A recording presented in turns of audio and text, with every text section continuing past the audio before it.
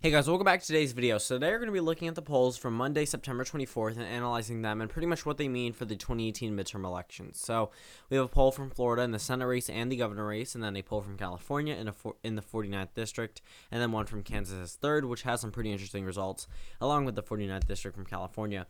And then two polls in terms of the President Trump approval rating and just comparing and contrasting the two, and then the direction of the country according to Rasmussen reports. So very slow day in polling, but a couple contested races. In fact, four contested races that all have pretty much national implications in terms of how these results do turn out in 2018. For example, the Florida governor race. Governor races typically aren't national or aren't really looked at in terms of opposition to the president, but when states like Maryland and Massachusetts went for Republicans back in 2014, it was a wave against President Barack Obama at the time, and that really did say something about his presidency. Now that we're looking at states like Florida, not so much, but it is a swing state where the current GOP governor has a positive 18, meaning 18% more of Florida voters approve than disapprove of him, approval rating, which is very good numbers, but a Democrat is leading. So we're just going to run through these results now, and we'll start off with the Florida Senate race. This is a very contested race. In fact, we'll go to the page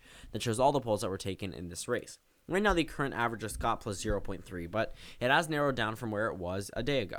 Before the polls were taken, yesterday's 0.4, so it has gone down a little bit, but there was a time, actually just a couple days ago, where the Republican led by 1.6% in a pretty much swing state.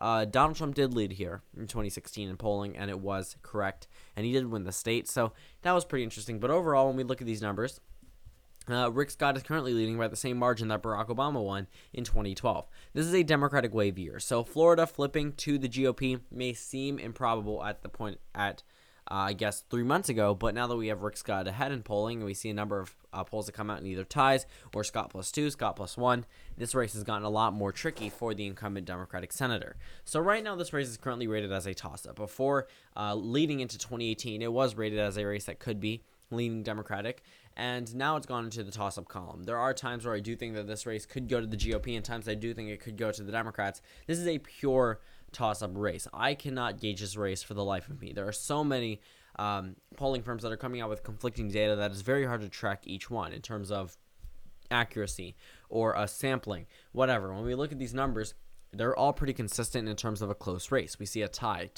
Scott plus 2, Nelson plus 1, Scott plus 1, a tie, which overall comes to an average of Scott plus 0.3, but the overall mode is a tie from three pollsters, from Quinnipiac, from Gravis, and now UNF. So when we look at these numbers, very, very close race. Now that this race has narrowed down from a Scott plus 1 down to a tie, possibly good for the Democrat there, but the same poll was taken statewide in terms of the governor race. Ross DeSantis versus Andrew Gillum. So right now Gillum leads by 4%. That is phenomenal. This is a Democrat leading in a pretty GOP state in terms of governor elections, and Rick Scott is very popular, which means that the GOP candidate should be boosted up there, but isn't. And it's very surprising to see an incumbent losing or in a tie in a poll, whereas a new challenger for the governor race is now somehow ahead, where this senator really should be. So right now Gillum leading by 4% only adds on to his consistent lead in every single poll, except for the ones taken before the primaries where Ross DeSantis led by 3%, and then after the primaries Gillum plus 2, Gillum plus 3, Gillum plus 4, plus 6, plus 2, plus 4 goes off into a final average of 3.5. So very good news for the Andrew Gillum campaign here. But we have two more polls to analyze that pretty much have come down between the GOP and the Democratic Party. So the California 49th Congressional District race is a race that is currently held by the GOP. New York Times poll, which does live polling.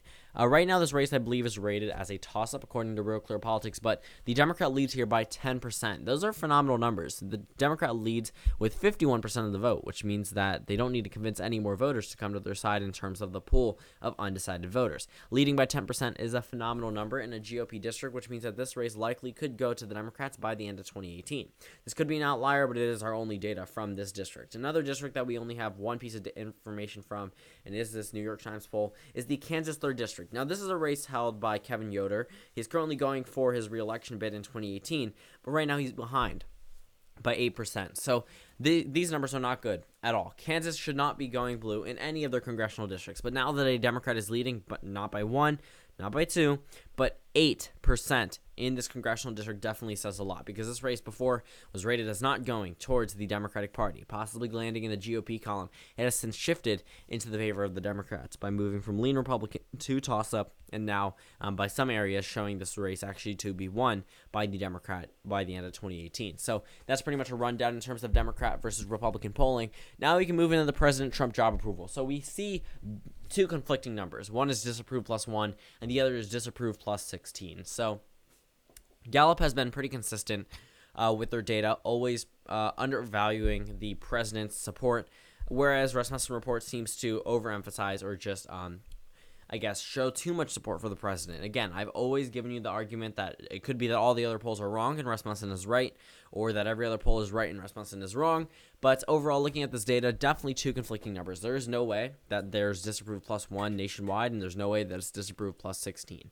I understand the argument that the president may not be too popular, but it's somewhere around 43-44% at this point in time in terms of the overall average. In fact, if we go there, I believe it may be at 44 at this point. Actually, it's gone down to 43, but 43, 44, 45, it has since gone up from where it was before. So I would believe their Gallup number a couple days ago, but as of where it stands now, the president's approval nationwide has always been constantly shifting day after day. But these 2 conflicting polling firms definitely do say a lot in terms of bias for either political side. And the direction of the country by Rasmussen report shows wrong track plus 10.